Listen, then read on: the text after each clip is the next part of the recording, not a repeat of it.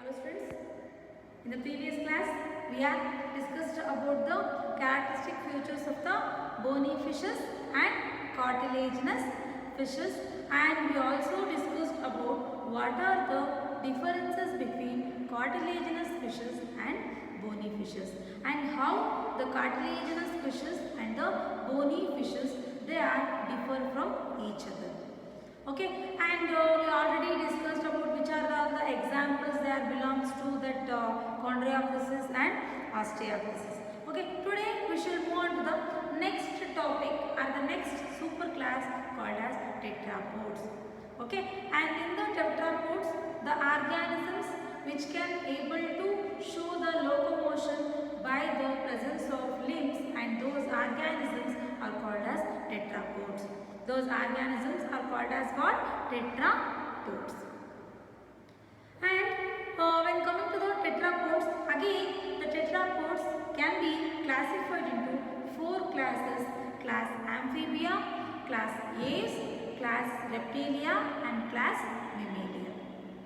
Okay, class Amphibia, class Reptilia, class Aves, and the last class is Mammalia. Okay, in the today's class I am talking about the class Amphibia. Class Amphibia.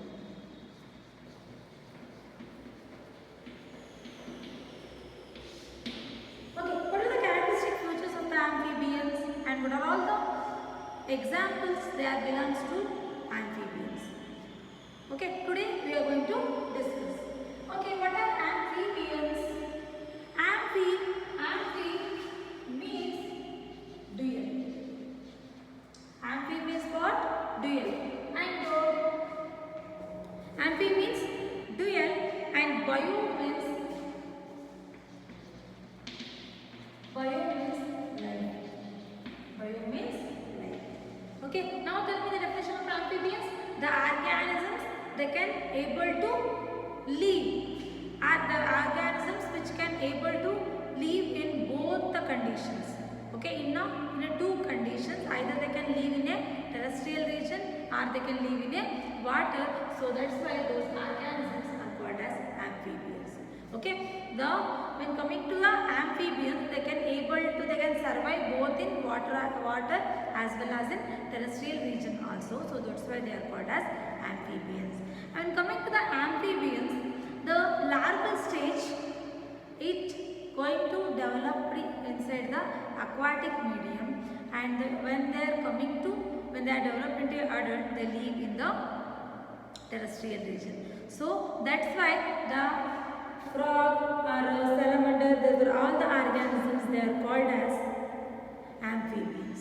Okay, the organism, the tetrapods, which spends the part of their life in the water, and other part in the rest of the part of the life it is going to spare in the terrestrial region. So that's why they are called as amphibians. Okay, the tetrapods which spend the part of their life in water and another part of their life in the land, so they are called as amphibians. Otherwise they are said to be a larval stage in the water and adult stage in the adult, and those organisms are classified under the amphibians. Okay, and again when coming to the characteristic features, what are the characteristic features of the salient features of this amphibians? Here, those are the amphibians. Those organisms have 5 kilotherms. 5 kilotherms. And also, they are called as cold-blooded organisms. Cold-blooded organisms. What are these cold-blooded organisms? These are the organisms which cannot maintain their body temperature. They cannot maintain the constant body temperature, and those organisms are called as cold-blooded organisms are 5 kilotherms. What are 5 kilotherms? The organisms which cannot maintain their internal body temperature, which cannot maintain the constant internal body temperature, and those organisms are called as what? Those organisms are called as 5 terms are cold-blooded organisms. And just opposite to that, homeotherms. Homeotherms are warm-blooded organisms. Warm-blooded organisms. What are warm-blooded organisms? Just opposite to that. Here, in the cold-blooded organisms, they cannot maintain their constant internal body temperature, and those are called as cold-blooded organisms. When coming to the warm-blooded organisms, these are the organisms they can able to maintain the constant body temperature.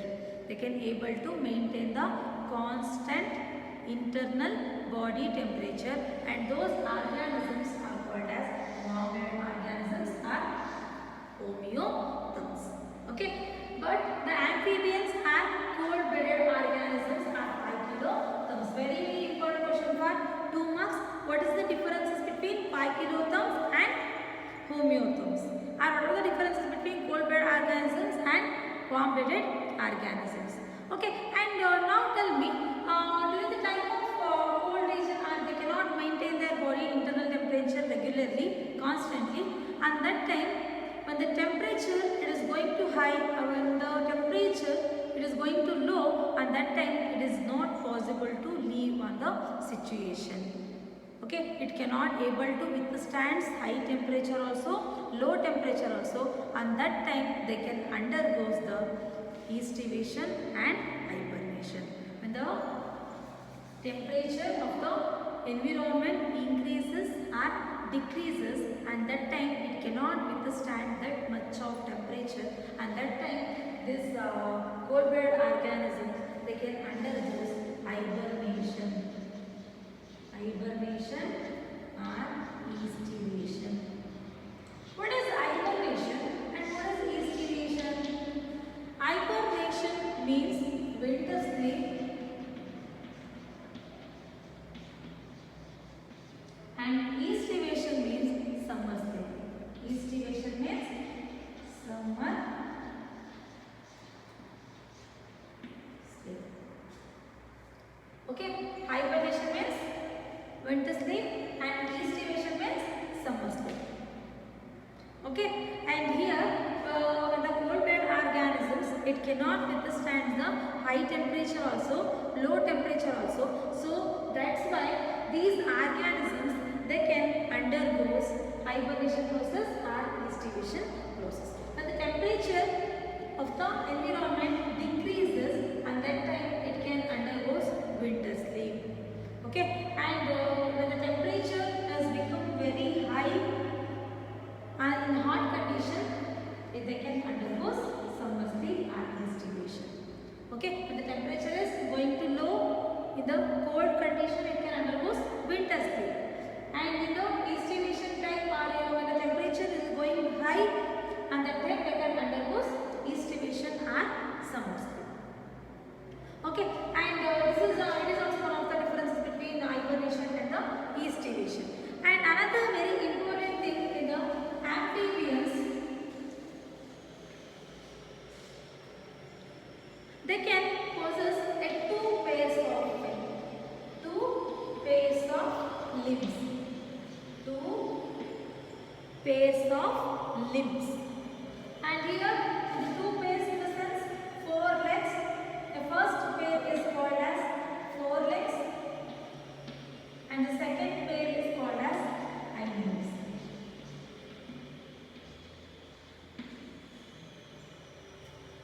And coming to the body, a body of the frog, a body of the amphibians, it is going to develop in, it is going to divide it into head region and trunk region. Head region and trunk region. And tail is present in some organisms. A tail is present in some organisms, and in few organisms the tail is absent.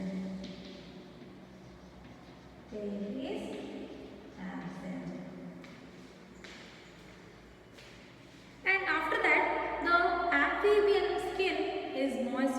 nature. The amphibian skin is moist in nature. Why the amphibian skin is moist in nature? Because the amphibians, they can respire through the skin. Okay, they can respire through the skin. And the another very important thing in the amphibian, the frog, it cannot drinks the water. It cannot drinks the water, and they can exchange the water from the skin. So that's why the skin of the frog is moist in nature. Okay, when coming to the another important characteristic feature of the amphibians is respiration. Okay, respiration, it is also one of the important characteristic features of the amphibians. Why?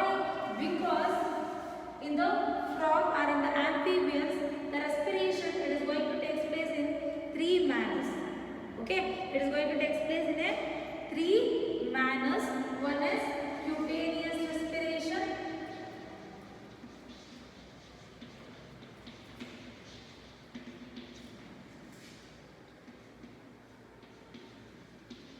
Buccopharyngeal respiration. Buccopharyngeal respiration and pulmonary respiration. Pulmonary respiration. What is cutaneous respiration? The respiration, it is going to take place by the skin. Okay, the respiration, it is going to take place from the skin, and this type of respiration is called as cutaneous respiration. And now what is buccopharyngeal respiration? Buccopharyngeal respiration, it is a type of respiration in which the respiration, it is going to take place by the buccal cavity. Buccal cavity. And what is pulmonary respiration? Pulmonary respiration, it is also a type of respiration in the frog, and the respiration, it is going to take place by the presence of lungs. By the presence of lungs, and this type of respiration is called as pulmonary respiration. Here, when coming to the respiration in the amphibians and in the example of frog, there are three different types of respiration that is going to take place. One is cutaneous respiration, another one is buccopharyngeal respiration, and another one is pulmonary respiration. What is buccopharyngeal respiration? Means the respiration that is going to take place by the buccal cavity and through the pharynx region is called as buccopharyngeal respiration. Pulmonary respiration, it is a type of respiration in which the respiration is going to take place by the presence of lungs, and the cutaneous respiration, it is a type of respiration, it is going to take place by the presence of skin, is called as cutaneous respiration. Okay, these are the types of respiration is going to take place in the frog. And when coming to the larval stage, in the larval stage, they can respire through the gills. They can respire through the special type of structure called as gills. The gills which helps in the respiration in the larval stage. And when coming to heart, in the last classes or in the last previous subdivisions like cyclostomes and osteophysis and chondriophysis, here the heart is two-chambered, but when coming to the amphibians, the heart is three-chambered. Three-chambered heart. Three-chambered heart. Two auricles. And two ventricles. Two auricles and one ventricle. Two auricles and one ventricle.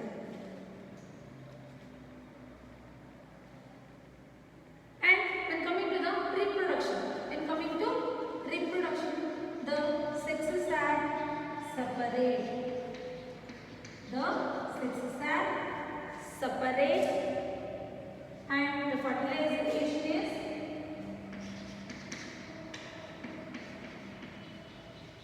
external fertilization. Fertilization is external fertilization, and the development is always indirect. Indirect development. The life history of an organism, it does include the larval stage is called as indirect development, which is the larval stage of frog, tadpole is the larval stage of frog. Tadpole is the larval stage of the frog. Okay, and another very important thing in the amphibians, here there is no presence of external ear.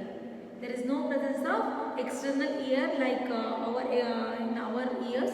There is no presence of external ear and there is no presence of external pinna. So that's why instead of the ear, the tympanum is present in the amphibians. In the amphibians, the tympanum is present. In the amphibians,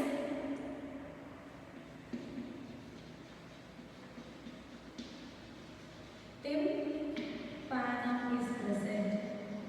Tympanum is present, and this tympanum which helps to receive the external sound from the environment. It receives the signal from the external environment. And another very important thing in the amphibians, the eye is covered by the membrane called as nictitating membrane. The eye of the frog, it is covered by the nictitating membrane. And what is the role of this nictitating membrane? This nictitating membrane which prevents the entry of water inside the eye. Which prevents the entry of water inside the eye. Which prevents the entry of water inside the eye.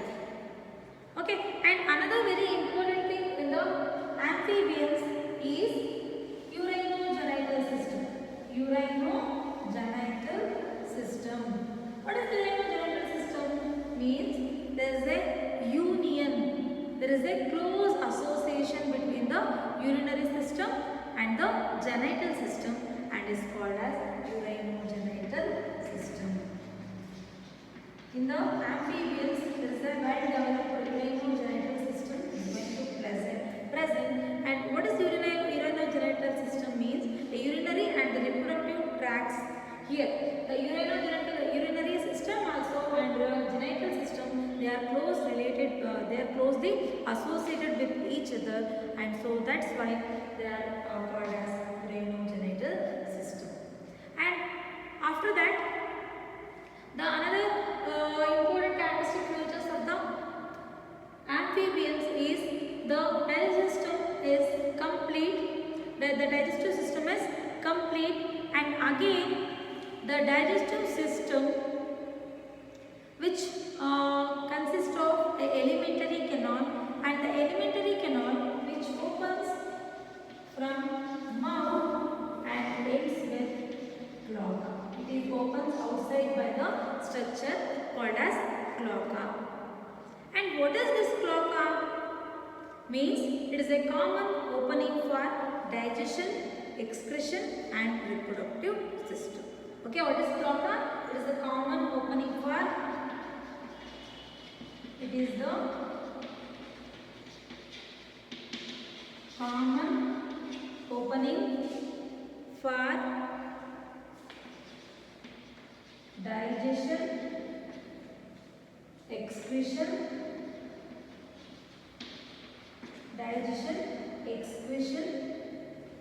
and reproduction. And these are oviparous organisms. These are also the female frog, they can lay the eggs. The female frog, they can lay the eggs inside the aquatic medium. And here these frogs, they almost all they reproduces during the time of rainy season. During the time of rainy seasons, these female frog, they can lays the eggs inside the water, and they can made the mimicry. Okay, they can shows or they can alarm. They give the alarming signal for the opposite sex. For it introduces or what we call by giving the alarming by producing the different sounds by its vocal cords. They send the message to opposite sex, or they can helps to attract the opposite sex or male frogs for their fertilization process. Okay, and that's all about the characteristic features of the amphibians. Amphibians, those are the organisms, a part of the life is going to spend on the land, and part of the life it is going to spend in a water, or larval stage in water, and the adult stage in land is called as amphibians, and they can able to live on both habitats.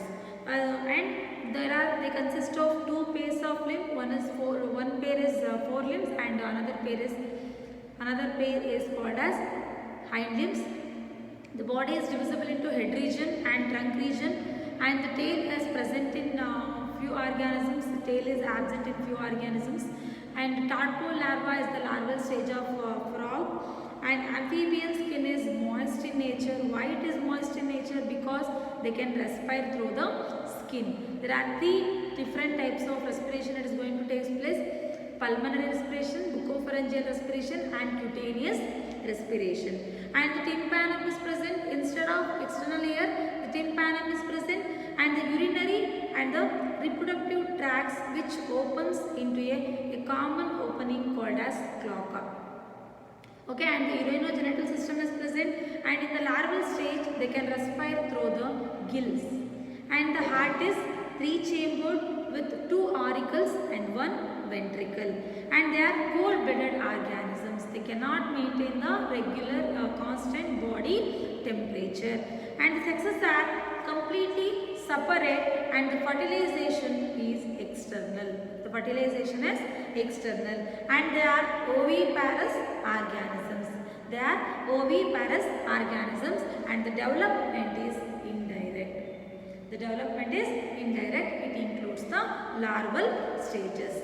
And the examples for amphibians is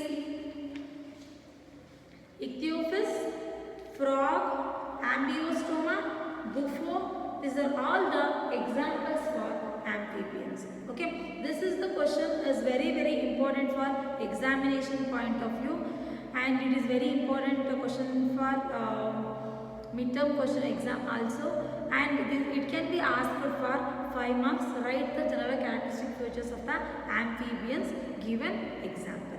Okay, write the general characteristic features of amphibians given example is the question, 5 mark question, and that time you have to write the at least 5 characteristics and 2 examples for that.